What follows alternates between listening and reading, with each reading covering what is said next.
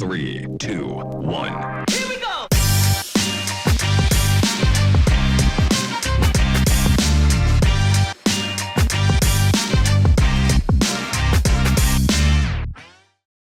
Hello and welcome back to another episode of the Texas Private School Podcast. This is week 4. Yeah, it is week 4. It's crazy how fast this is moving. As always, I am one half of your hosting crew, Wes Tolleson, joining you from the heart of Dallas, Texas. Walker Lott, my fantastic co-host, joins you from College Station, the pride of Aggie Land, the home of all things good and pure, a place that I desperately wish that I was still at. Walker Lott, a fantastic week in private school football. We're starting to learn more, I think, as is reflected in our pick records. What are your thoughts on the last week of action? It's a good one. You know, you had the advantage on me this past week, but we're still tied. And that might be the first time in a while that we're all tied after a couple of weeks now. And yeah, but a good week. You were down, I was down in Houston. You were busy this past week. And so now hopefully you're a little not busy, which helps all of us. But yeah, great week, man. Great week of college football back. NFL's finally back. We have officially football back. Dude, it's a fantastic time. And yeah, I got slammed at the last second. I was going back and watching the episode today, and it made me cringe in pain whenever I watched myself saying there is, quote, no way I would miss the Grace Brook Hill game. I also said, quote, I would drive 4 hours without even thinking about it.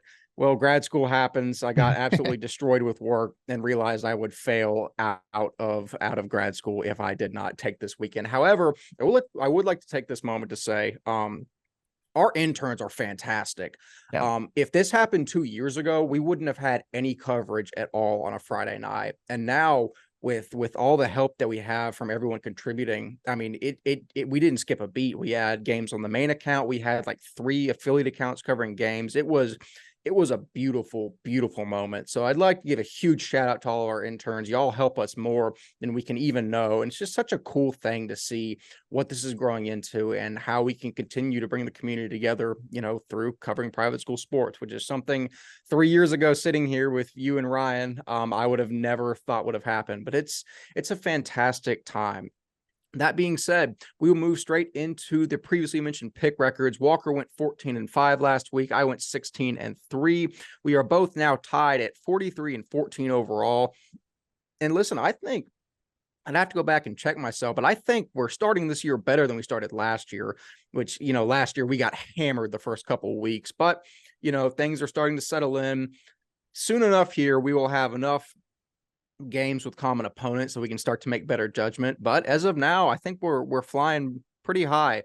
So Walker, good weeks on both of our parts. I have a slight edge. Your thoughts on how the pick records have stacked up this far? Yeah, I kind of just messed up my lead this past week. I think TWCA, picking Grapevine Faith, and I think Temple Christian. I think that's what costed me. So Wes ties it back up, and yeah, I mean, I think you know, I want the trophy wherever it is in the world. You, of course, lost it. So we will have to find it one day or buy a new one, maybe a bigger one, and it will come to me this year. So, I mean, we will see. I'm just now remembering I never posted my acceptance speech from getting the trophy in Waco, wherever Ryan Schroeder had to hand it off to me, and I did the whole acceptance speech. I was very sleep deprived when that happened, and I think that it was just awful. So that might be the reason that the acceptance speech never came out. That might come out on No Context at some point. We'll figure it out. But you know, that being said, in terms of my record, I'm very happy with 16-3. That's something you usually see, you know, mid-season, late season, whenever we're really settling into our grooves. I pull a 16-3 record out of a week 3. I'll take it 6 times a week, twice on Sundays. Just fantastic. I think yet again, it shows we know a little bit of what we're talking about, although not too much, as we will get into here shortly. But those are the pick records. We will now move seamlessly into our TXPS Media Scoreboard recap. So, Walker, we got a lot of games to look at here. Right before I get into it, yet again, to everyone chirping us, if your team didn't make the scoreboard, listen, there's a lot of things going on a Friday night. We are trying to very frantically grab scores from everywhere. So to Mercy Culture Prep and to Kincaid, Nathan Larned, I promise you, Coach, we will have a Kincaid score on the board next year, or not next year, hopefully by next week. So we will make sure to get that on next week. I'll make sure to keep reminding everyone in the group message that we at least get a Kincaid score on there. But that being said, Walker, in a week of many forfeits and lightning delays and things of that nature, we still have some scores to look at. So outside of the 5 games on the left that we will recap in our picks, what are your thoughts on just kind of the action that went around private school? Yeah, we had a couple early final scores. Southwest, it's the forfeit. Little Elm, Prestonwood, Covenant Temple, and Parish LBJ, they all got ended early because of rain and lightning, which you always hate to see. But Covenant takes a win there. Prestonwood loses. The Kellen Tasby reunion to his alma mater previous school does not go well. And the Parish finally gets a win on the board with a win over Austin LBJ, which is good for them. Besides that, Ryan was over at Fort Worth All Saints up in Oklahoma. They had a big win over Holland Hall. Other than that, the actual games that kind of intrigued me besides those, Kelly Catholic, after beating St. Pius, another Division I school, and Concordia Lutheran, we might be on the lookout to see how Kelly Catholic does this year, beating 2 Division I teams down in Houston. It's an interesting start for Kelly Catholic. Besides that, I will say before you move on, I don't want to interrupt your flow. No, of course. Kelly Catholic, I covering the Texas Relay is one of my favorite things that I do every year, and Kelly Catholic is always well represented there. So I think some of that speed might finally be translating to the gridiron. I'm really excited to see if they can keep this up. No, that's definitely a good point. Other schools, I want to talk about Brentwood. Brentwood gets a big win over San Antonio Team I. The Dallas First Baptist train does not slow down anytime soon, beating another Division II school in Austin Hyde Park. That's 2 teams. Hyde Park has now lost to 2 Division IV teams to start the year, which is never a great thing. But talking about TAPS Division II District 4, Kelly Catholic was the only team to get a win this past week with Second Baptist, Fort Bend, Katy St. John, Lutheran South, and Woodlands Christian all losing. We'll talk more about the teams of the week, but Lutheran South loses a big one to Cypress Christian that I was at. I'll talk about that more in a second, but Katy St. John loses, Second Baptist, Fort Christian. It really looks like that District 4 and D2 looks wide open for the taking. It's gonna be interesting the year to see who comes out on top. But good one. You have any others? Because I would like to talk a little bit more just about Cypress, that game. But if you have any others you want to mention, go ahead. Yeah, I'm going to talk about 2 D4 teams that played each other to start the year, and both have looked good from that matchup. You mentioned First Baptist beating Hyde Park. First Baptist obviously drummed Brazos Christian in week 1. And at that point, we knew First Baptist was legit, but we didn't really know, okay, is First Baptist just that good, or is Brazos Christian down this year? It's becoming very apparent that First Baptist is that good, and Brazos Christian is also still going to be good this year. Brazos Christian gets a 50-0 win over Houston, the Village School, and the Village is obviously not great, but a D4 team going and doing that to a team in a higher division, even if they're playing a rogue schedule, is very impressive. I think Brazos Christian, they've rattled off 2 really nice wins following that week 1 debacle, and I think they're still going to move through D4. And First Baptist, man, I think they're going to move through this season. I need to go back and look at their schedule, but especially once we get into district, I don't see a loss on their schedule, especially with Hunter McCoy at quarterback and guys like Dominic Sadu Robbins and Caleb Mitchell and Elijah Kaysen. I mean, that team has so much talent for Division IV. I'm a broken record, but it's just fantastic to watch. But yeah, those are the 2 main ones that I wanted to hit on. Talking about the Cypress Christian game against Lutheran South, Lutheran South just did not have enough firepower to keep up with the running game of Cypress Christian. That will be their strength. The passing game is a little rough just on that day. I don't know how it is overall, but just rough on the day. But when you have a combination of John Kelly and Brody Johnson and Warren Hayduck running the ball, that is disgusting. We'll talk about John Kelly, of course, first. This is my first time seeing him live. The Cy-Fair product who had all this offers, all this hype coming into the season, going to Cypress Christian. You wanted to see how he looked. And I think 20 carries, he had 254 yards and 3 touchdowns. That if if I had to give a player of the week, he would probably be one of the nominees, man. He had a fantastic game, and it was honestly really impressive because it felt like he only had 100 yards rushing. That's how good it was. It was just like, it was effortless. It didn't feel like it was that much, but he was just dominating. And only doing that in a a half, and like a couple of drives. Impressive. A couple other guys I wanted to shout out for them. The offensive line with led by 4-year starter Zeke Hogan, and the defensive line led by Andrew Owen, and the guy in the middle, Jacob Rauch, the guy who is going to be one of the best interior defensive lineman nose tackle prospects in TXPS this year. He's quick for his size and is shifty. For a guy like that, he's good with his hands. I was came away very impressed with him, especially him and Andrew Owen. Owen had a PBU. Zeke Owen led the offensive line, and they look good, man. The trenches are always good for Cypress Christian. They're always well coached with, Coach Hogan at the helm. He knows how to coach the lines of scrimmage. A guy who also kind of I wanted to shout out was Maximus Suppley. He was a guy I thought was a senior, and I was like, okay, he looks like a good prospect, had a good game. He's a junior, and a guy like that at 6'3", 205, off the edge was very, very impressive. And he's going to be one to watch come in the next 2 years. Is a guy like that much talent is in Division III will be a key piece for this team, and I'm excited to watch how he goes. Tucker Goodall, CJ Willis, the transfer. And then I want to talk about Warren Hayduck.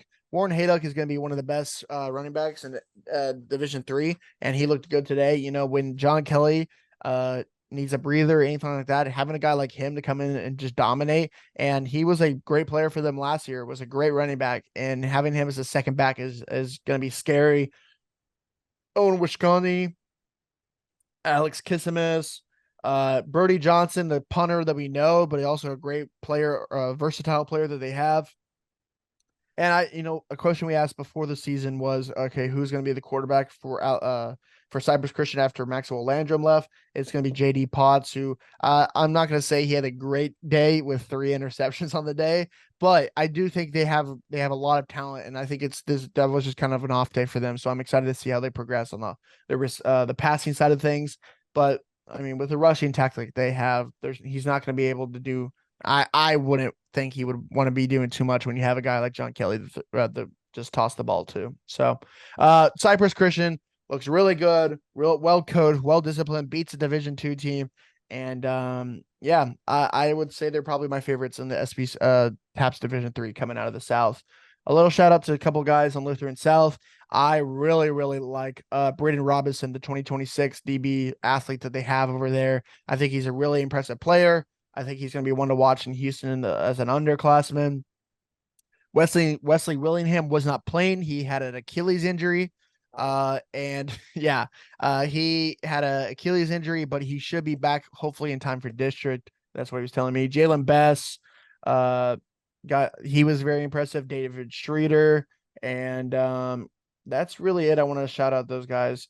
But they have a couple guys, man. I was talking to some of them, like, with how TAPS Division II District 4 has looked, it could be anyone, and it's going to be crazy, man. It's really, really going to be crazy in that district. So I'm excited to see how it all pans out. So, good game, great environment. Thank you so much to Cypress Christian for having me out. It was awesome, and yeah, that's really much it. Yeah, it'll certainly be interesting. Cypress is definitely going to be my pick as of now to win the South. And then it'll be interesting to see if they can keep it within a few touchdowns of DC at state. But it'll be interesting nonetheless. Moving on into our 5 games of the week from last week that we will recap. We will start with Fort Bend Christian Academy versus Houston St. John's. St. John's improves to 2-1 as they drum the Eagles of Fort Bend 35-15. Senior standout Stephen Gill throws for 240 yards and 3 touchdowns, 2 of which are caught by sophomore Owen Almy, and one of them goes to junior Owen Sherrill. Star running back Cole Allen continues his junior tear, going for 213 yards and 2 tutties on the ground. An eye-popping stat for Fort Bend is junior defensive end Max Granville gets 91 receiving yards on only 3 catches. Listen, like we were talking before we started recording about about Bobby Petrino's mantra, FTS, feed the studs. That's clearly what Fort Bend's doing with Granville. Granville is that athletic, and even though he's primarily a defensive end, they're like, listen, we're kind of stuck in a rut here. We need to get our playmakers the ball, and they're doing that with Max Granville. But the story of this game is definitely St. John's. Stephen Gill, we've been raving about since last year and the year before. I mean, he's just proving to be one of the best quarterbacks in the division, and with guys like, well, I was going to say guys like Will Hoffreck and Michael Murphy, but the guys here that stepped up were some of the role players, and Owen Sherrill, and Owen Almy. So if St. John's has enough receiving talent that you can't just key in on Hoffreck and Murphy, I think that's going to lead to some real success for them, especially when you have a guy like Cole Allen running the ball. Like, they're so dynamic, they're so deep across the board. It's going to make for a really interesting team going forward. Walker, you got any thoughts on the matchup?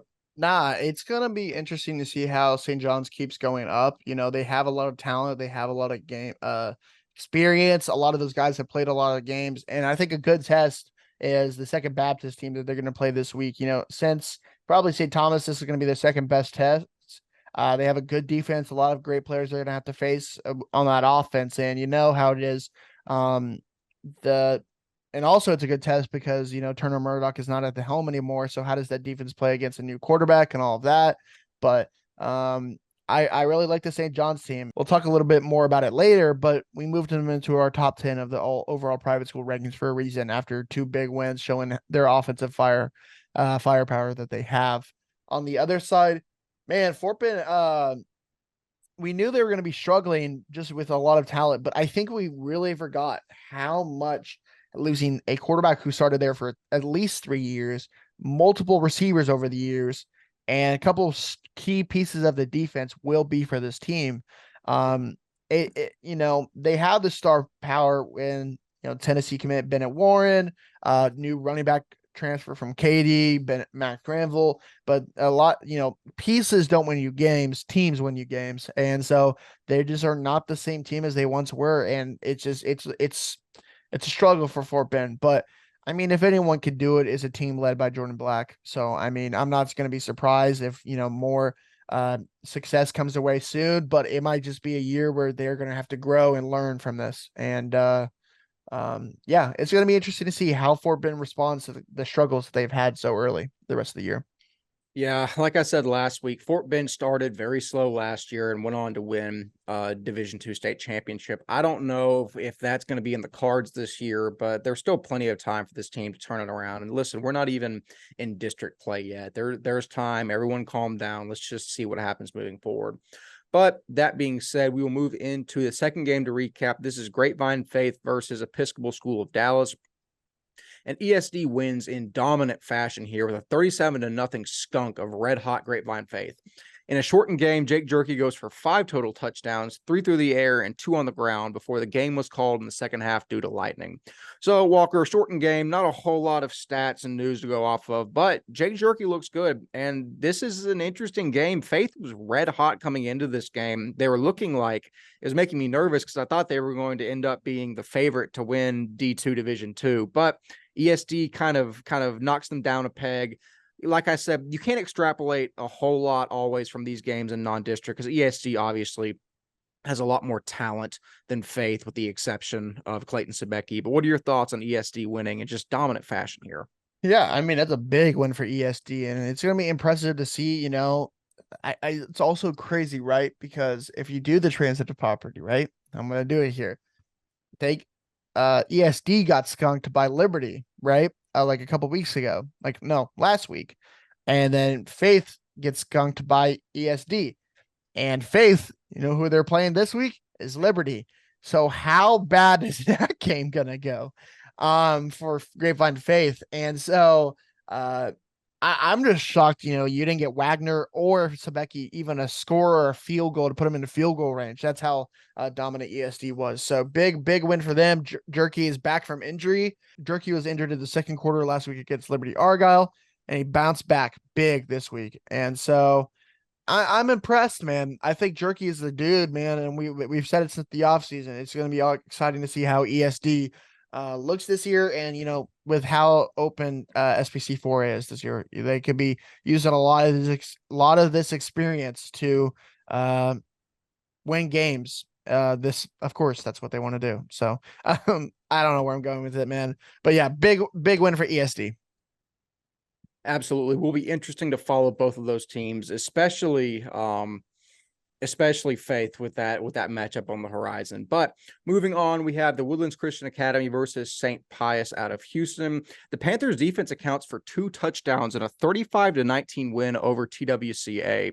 Cameron Brown snags a pick 6, and Jake Ionzo has a scoop and score as a stout effort propels St. Pius to a win in this one. Behind 2 touchdowns from Braxton Briles and 100 yards rushing from Joshua Mitchell, the Panthers seem to capitalize on a very well-rounded effort in this one. So, Walker, St. Pius, a team who has struggled a little bit relative to the prominent past they've had in private school, but it seems like they're starting the season out on a good note, especially with a win over TWCA, who also started out very strong. What do you think the implications are of St. Pius getting a big win over TWCA in this one? Yeah, I would love to know. I don't want to give anything away from St. Pius, but I would love to know if the injuries from TWCA in the last game kept going into this one. I don't know. We were never updated to see if they were still playing or not. So if you are anyone from TWCA, hit the DMs and let us know how your team is looking right now with all the injuries. But big win for St. Pius. That's a big win against a Houston foe, and sets them up nicely to go into district. And I mean, St. Pius has a lot of things going their way, and Braxton Bice, the new transfer from Bridgeland, looks maybe like to be the guy for them for the next couple of years. They've always had a good quarterback, and he might be the next one to kind of win them some games with a lot of other athletes that they have. So I'm excited, man. It's always good when St. Pius is good. So hopefully they're headed back in the right direction. I agree with you. It'll be incredibly interesting to watch going forward. But next game that we have to recap is Episcopal versus Second Baptist. Big performances behind Carson Gordon, BJ Thomas, Braylon Thompson, and Garen Sampson propel the Knights over the Eagles 42-0. The Eagles defense and offense, for that matter, had no answer for this Episcopal onslaught, which has overwhelmed every team it has played up to this point. Braylon Thompson is so much more than just a defensive back. He's a viable receiver and a return man as well, apparently, as he houses a punt in this one as well. He might be the closest thing that Texas private school football has to a Travis Hunter. I mean, he really just does everything. But Walker, I mean, I mentioned all of the usual suspects: Carson Gordon, BJ Thomas, Braylon Thompson, Garen Sampson. EHS is that team, and the best team in private school right now this year. I mean, they go out and they just absolutely whack a Second Baptist team that has a lot of talent on it. What are your thoughts on the Knights just keep on rolling? Man, wow.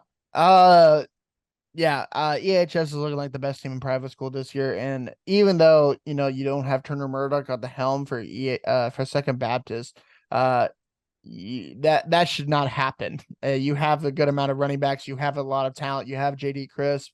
Wow, that's a statement win. That honestly might be more of I mean, not really, but like that might be a bigger statement win than the Parish one, where like Parish, like, that's a big win, but backing that up with a 42-0 win over a Houston Power kind of sets them on notice, man. And I'd be scared if I was in SBC4 this year, because they lost in a rough way last year and they haven't forgot it, and they are looking stronger than ever this year. So big win for them. Second Baptist, definitely not the with Cannon Tune's first start, I'm guessing.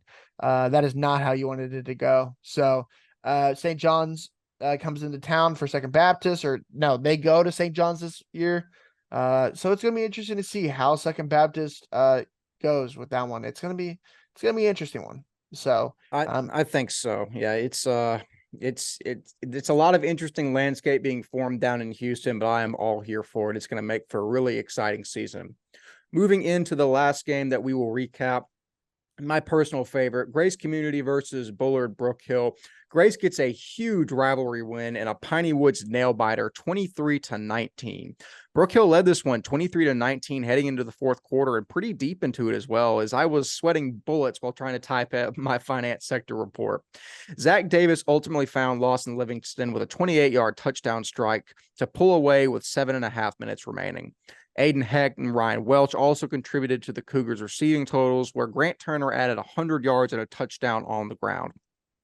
Nick Boone led the defensive effort with 7 tackles for the Cougs, and Jonah McCown and Xavier Kendrick were impressive in the loss with 265 yards passing and 157 yards receiving and a touchdown, respectively. I think that's going to be a big problem for D3 is Jonah McCown throwing to Xavier Kendrick. I mentioned it since Kendrick was a sophomore. He is a ball player. That kid goes up, catches balls, and just takes them into the end zone. It doesn't matter how many guys try to tackle him. He's very good. And like I said, with a quarterback like Jonah McCown throwing to him in D3, I mean, outside of teams like DC and Cypress, maybe, I think they're going to have a lot of success. I think Brook Hill is poised very well. Also, Grant Turner, this might be a little bit before your time, but there's a guy named Alvin Skipworth that graduated he was class of 2020. So he played, I don't know how many years that was before you, but Grant Turner, if you're listening to this, go watch film of Alvin Skipworth. I think y'all are almost the same player. And that is a high compliment because Skippy was one of the best and most electric dynamic players I've ever played with. Similar build and the exact same electricity. All that to say, Grant Turner, like I mentioned on the last episode, one of the most underrated recruits in the state and just keeps proving it time and time again. Just watch a Grace game, watch his film. I guarantee you will be very impressed coming away with it. Walker, I'll take a step back off my soapbox. Grace beats Brook Hill in this one. Your thoughts on the implications? I won't say much because I think you nailed it pretty heavily. My pick on Grace scared me because you went down to the wire to kind of win that game, so that scared me. I was not getting updates because Wes was working on his thing, and then he would text me, "They're losing." Oh, they scored. They're losing again, and then I'd be like, "All right, well there it goes." And then he finally was like, "Oh yeah, they won by the way." And so shout out to Grace, good win for them. But man, y'all scared me. Yeah, it was scary. I will say as an aside, I bought the I guess Huddle has a live streaming thing now. They acquired saw Blue that. Frame because I remember we watched because I went to Blue Frame to try to buy the game because that's how we did it last year, I remember. And then I saw Blue Frame didn't exist, so I had to go to Huddle to buy the game, who acquired Blue Frame. Anyways, I'm watching the game, and listen, I understand that high school broadcasts aren't professional grade, and they're it's just kind of it's amateur stuff. This might have been the worst broadcast I've ever listened to in my life. I think it should be taught in dad broadcasting school not to scream at the referee from the press box with a live mic an inch and a half away from your face. I don't know, it was bad. All that to say, I bought even though I didn't make it to the game, I was watching the game. I had about half my attention on it, the other half on my work I was finishing up. Huge win for Grace. I have my eyes on the Grace Grapevine Faith game. I'm going to try to get to that to make up for lost time, but big win for Grace Community in a rivalry spot. So all that being said, that'll conclude our game recaps for this week. We will now move into our other news segment, starting with one of our personal favorite segments, Will DC and Parish Cover?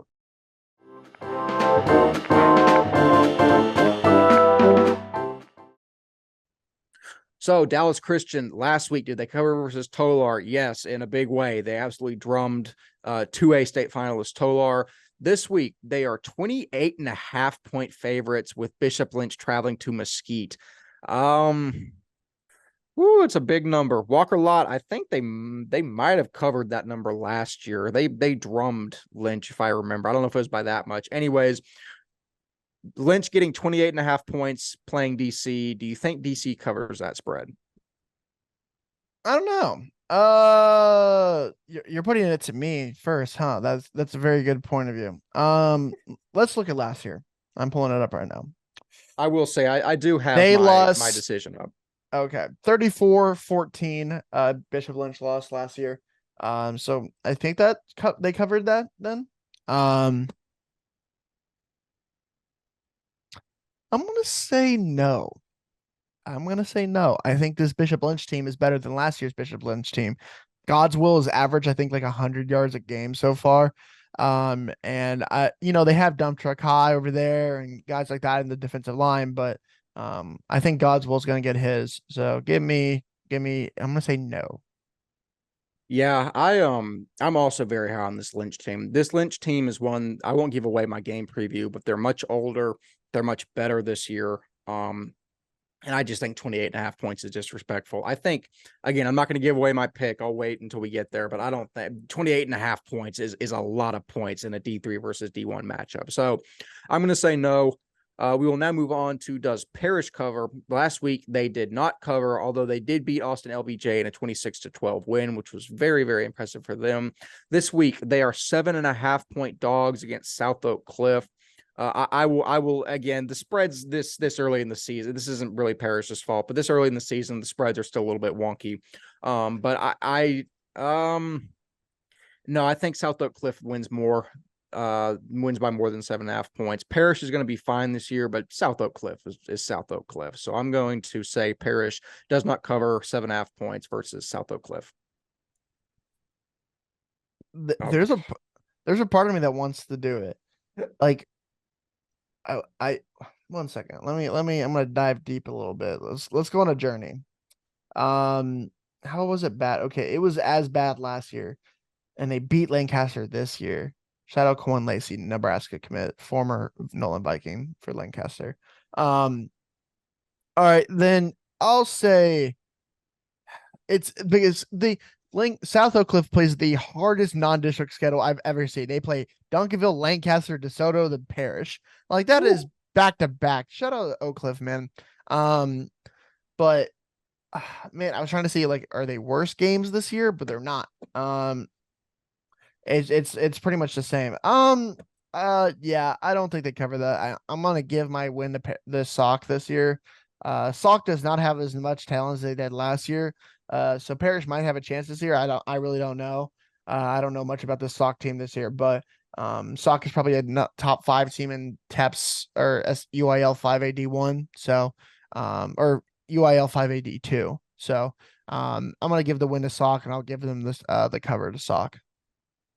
Yeah, that does make sense. I think this might be the first time that we picked both teams not to cover. I don't know if we did that in the past few weeks, but this segment has taken a dramatic shift from last year whenever it was an absolute no-brainer cheat code where it's just do they both cover? Yes. And I think we'll get back to that point once we get to them both playing divisional teams again. But we will see.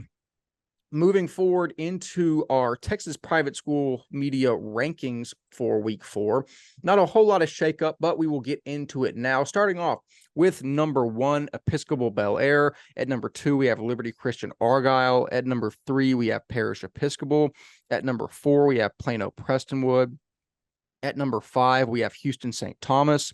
At number 6, we have Fort Worth All Saints. At number 7, we have Austin Regents.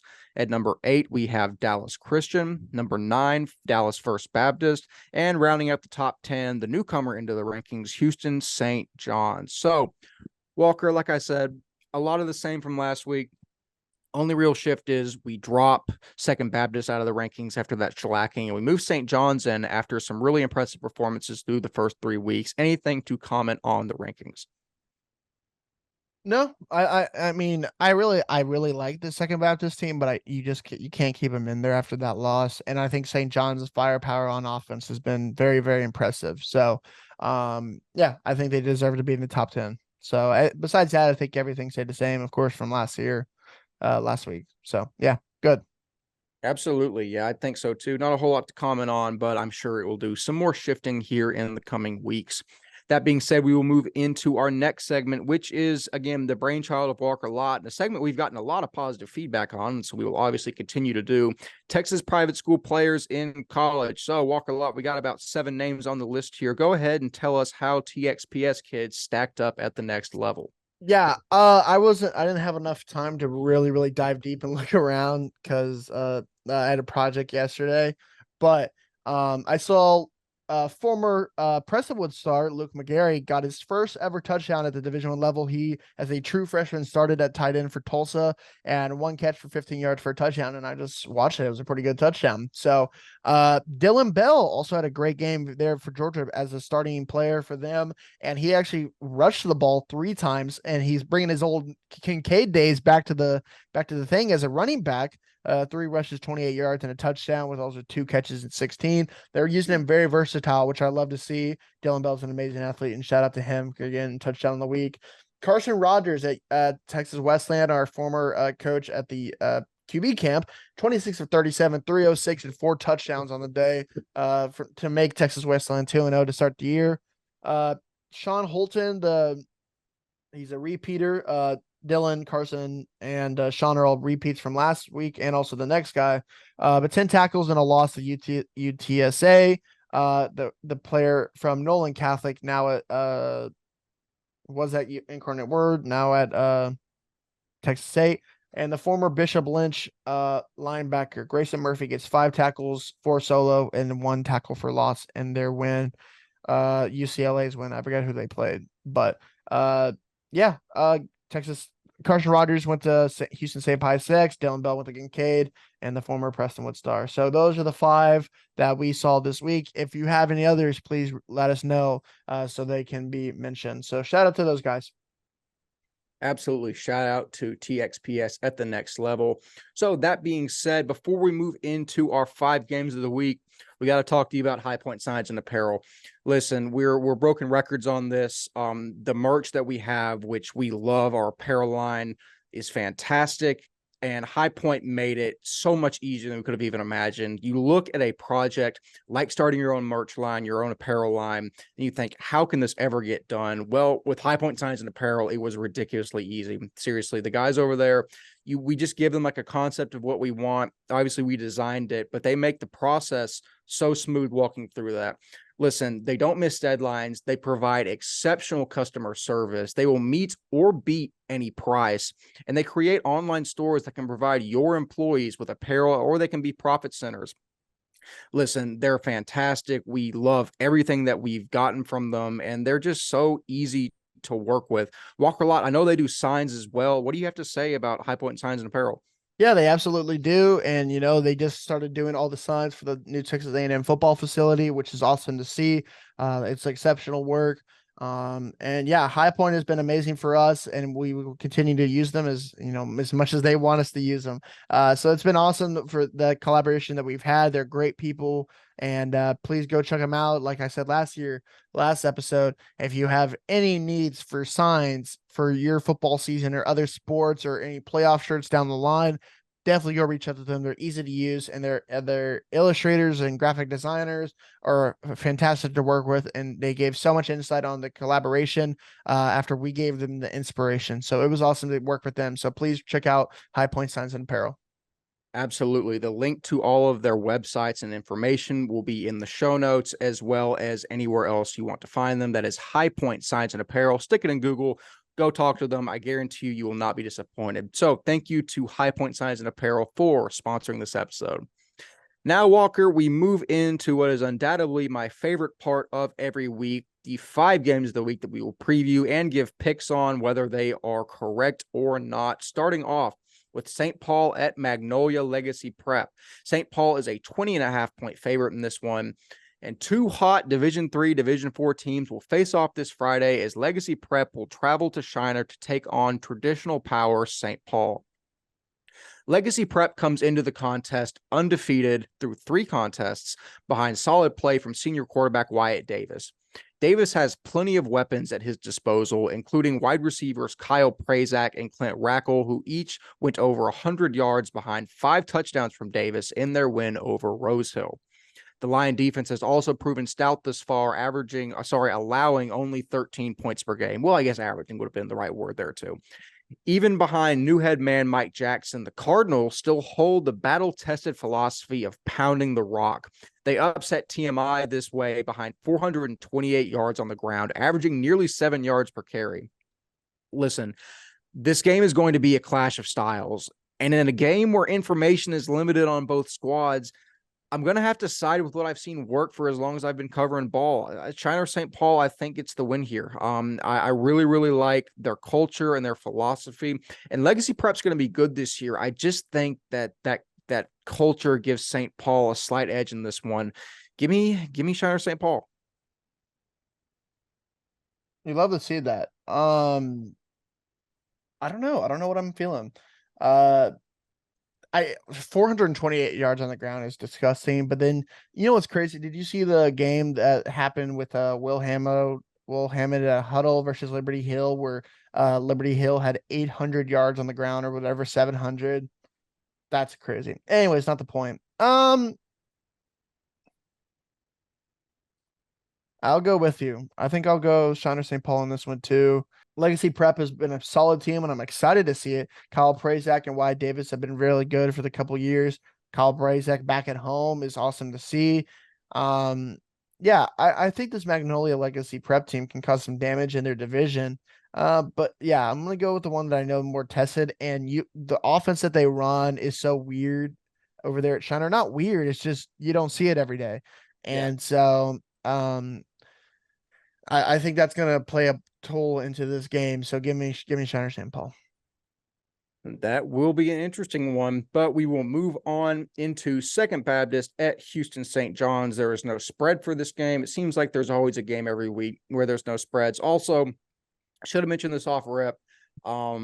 I can't believe I have to say this, but yet again, we are not the guys that make the spreads. We have nothing to do with making spreads. Do not come chirp me if you're upset, if you cover, or if some team has a huge spread against you and you win. We don't make the spreads. We get it from Massey ratings. You can chirp us if we pick against you, but you can't chirp us about the spreads. That being said, two Houston foes will do battle this Friday evening in a cross-conference matchup featuring Second Baptist and the Mavericks of St. John's. Second Baptist comes into the matchup 1-2, fresh off of an emasculation at the hands of Episcopal Houston. However, the Eagles looked much more competent in their first two, dominating St. Pius and losing a close one to D1 power Prestonwood. Athletes J.D. Crisp and Cannon Toon will be the catalyst of this Eagles team on Friday. St. John's is 2-1 coming off of weed whackings of Houston Christian and Fort Bend Christian Academy. Senior quarterback Stephen Gill is having a heck of a start, and his receivers Hoffreck, Murphy, and Almy are making it really easy for him. Add in Cole Allen, and that tips the scale to make me pick St. John's in this one. I think the Mavs are legit this year, and I think they handle business. It'll be a shootout, but St. John's is built for it. Yeah, I'm not going to go against that logic. I'm going to go St. John's in this one too. I think I need to see, this might be the game that I see it from, but I need to see proof that Cannon 2 and a quarterback can work. And I think he's one of the most underrated guys. I've said it forever. I think he's going to be a baller and as an underclassman down in Houston. But he got kind of put into a bad situation this year where he didn't expect to start. And now he is, and it's going to be hard for him to kind of learn and adapt. And he's had really tough games to start that with Bel Air and Prestonwood. And this is another game where it could be a little difficult for him. But I think he comes into play and comes into his own more this game. I think he really gets to find it himself this game, but I just think it's going to be too much. And I think the offensive firepower for St. John's, where Stephen Gill is on the money right now. Give me St. John's. But I also think Cole Allen is going to go off this game. And I need you to, Cole. I miss having a sensational Cole Allen game. And I feel like this could be the one. So please reward me in since I am coming to this game and in a Cole Allen masterclass. I think you will probably see that. I think whenever we pop out, Cole Allen plays his best. I still remember week 1 last year against St. Thomas, Cole Allen going up and probably grabbing the most impressive catch I've ever seen live. Cole Allen does his best when the lights are the brightest, and I think we will see that here Friday. But moving forward, we have a Houston on Austin matchup. Austin Regents at Houston St. Thomas. St. Thomas is a 13.5-point favorite. Two undefeated squads will face off in a Houston-Austin matchup this Friday as Regents drives up to St. Thomas in a star-studded display. Quarterback Dante Lewis has led an elite Eagles offense, which is averaging 50 points per game, and wide receiver Luke Edgecombe is making a case for the best wideout in the state.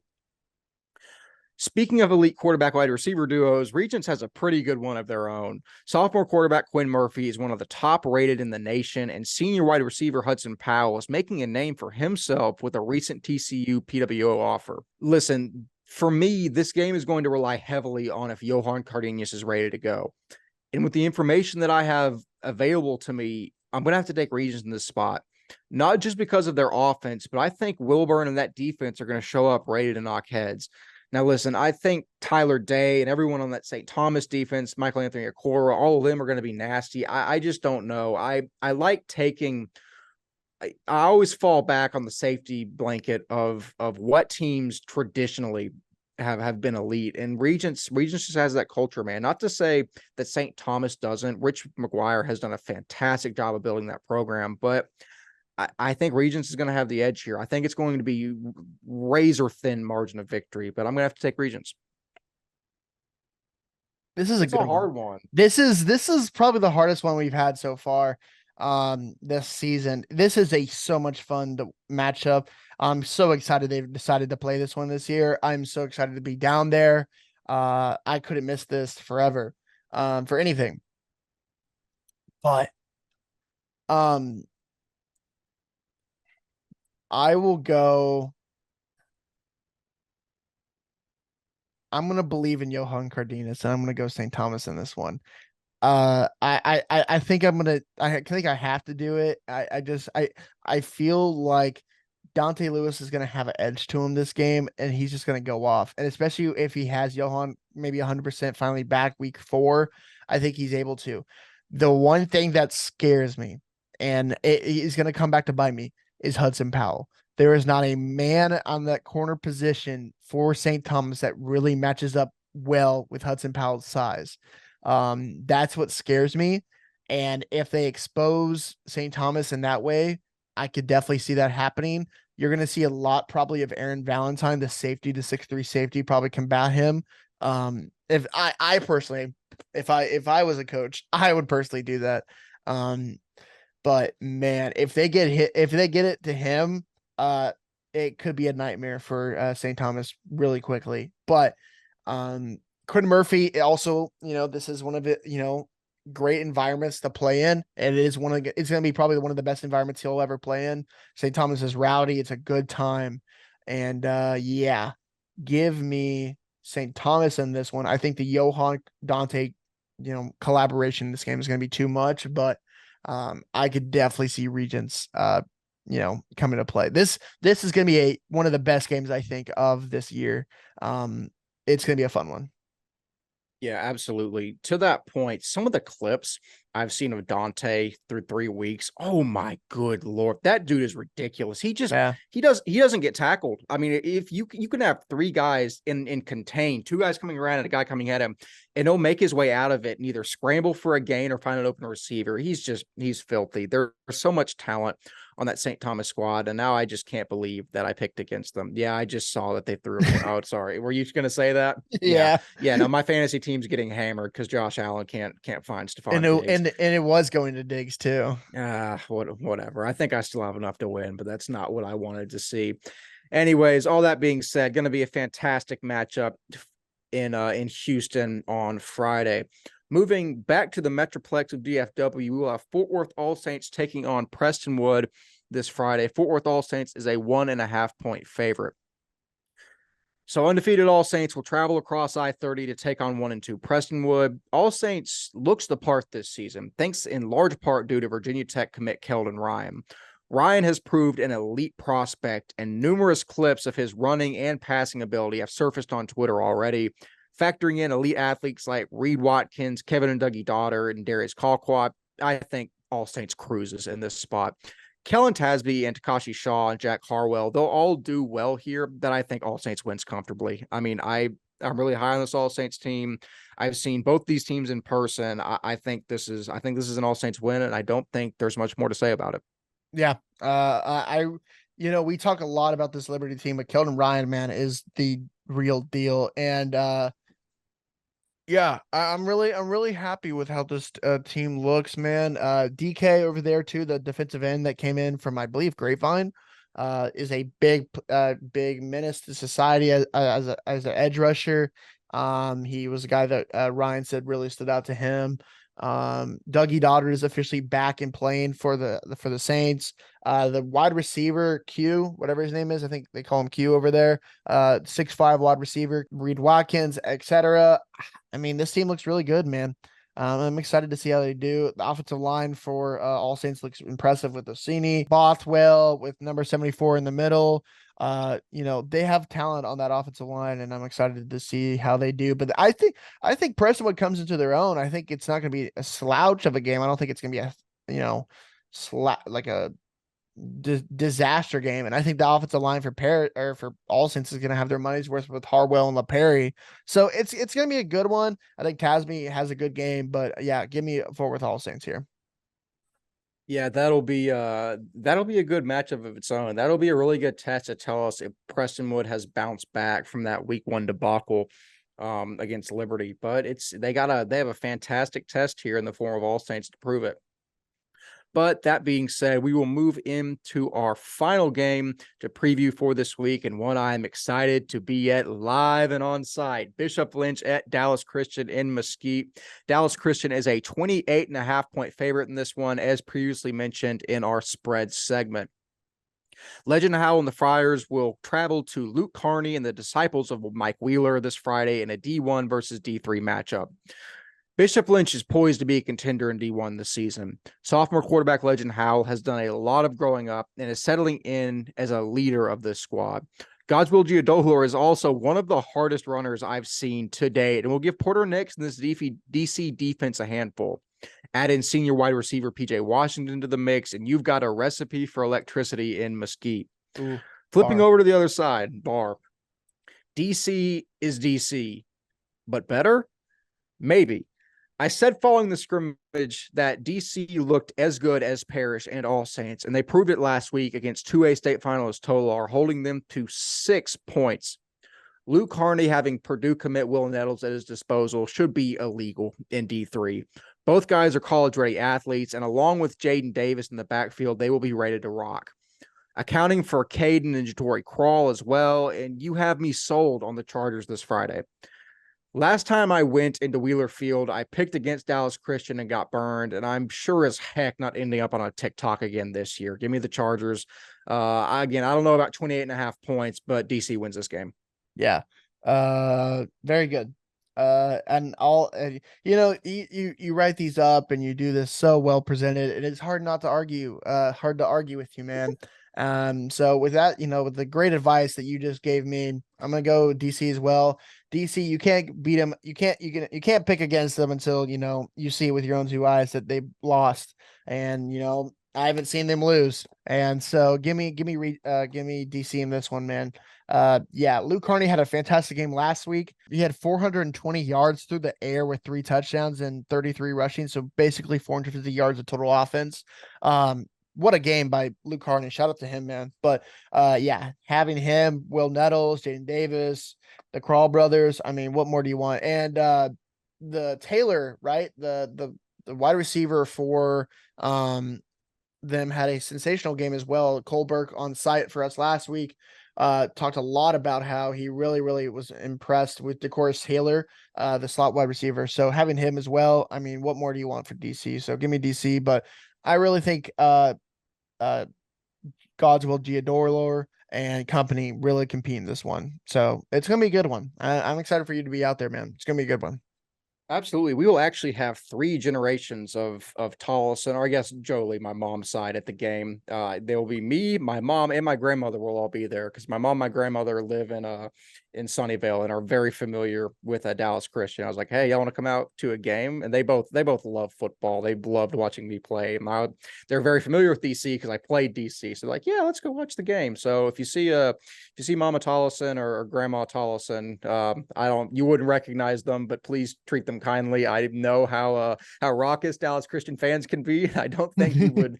And so if y'all cover the spread, direct the anger towards me, not my mother and 82-year-old grandmother, please. That's all I ask. But that being said, that's all in good fun. Obviously, Dallas Christian is one of my favorite places to go to and cover a D3 school, and really for any school in the state. The amount of passion that fan base has is awesome. And plus, we've said it before, I think they might be the biggest consumer of our content, one of the most engaging fan bases. So it makes you feel like a little bit of celebrity, like walking into DC and like having a bunch of people like talk to you. Like I said, I oftentimes forget that people actually watch this stuff and like listen to what we say, and then I'm reminded on Friday nights when I get chirped for my picks. But listen, all that to say, I feel like I say this like every other episode, but I'm incredibly grateful for the opportunity that everyone watching has given us to do this on a regular basis. We all love football. To get to cover it in this manner and have support from everyone, it's a dream come true. So genuine thank you for everyone that makes this possible. Walker, Lott, we come to the end of another week's preview. The time just keeps flying by. Any closing thoughts on this week? No, I think that's really it, man. It's thank you so much for allowing us to do this. It's so much fun. I get to go to 2 games again for a week because I haven't been doing that since last year, so it's gonna be fun to watch Thursday and Friday game. Great ones. And yeah, just special thanks to everyone who's watching this. It's a lot of fun. Special thanks to everyone who bought our apparel line. The store is officially closed, but hopefully y'all like your stuff. Hopefully we're gonna continue to do this. But man, it's been awesome. So special thanks to everyone. This is always exciting time doing what we do. Absolutely. So with all that being said, as always, I have been one half of your hosting crew, Wes Tolleson. Walker Lott has fantastically been himself. We will see you in the next episode. See you later. 3, 2, 1.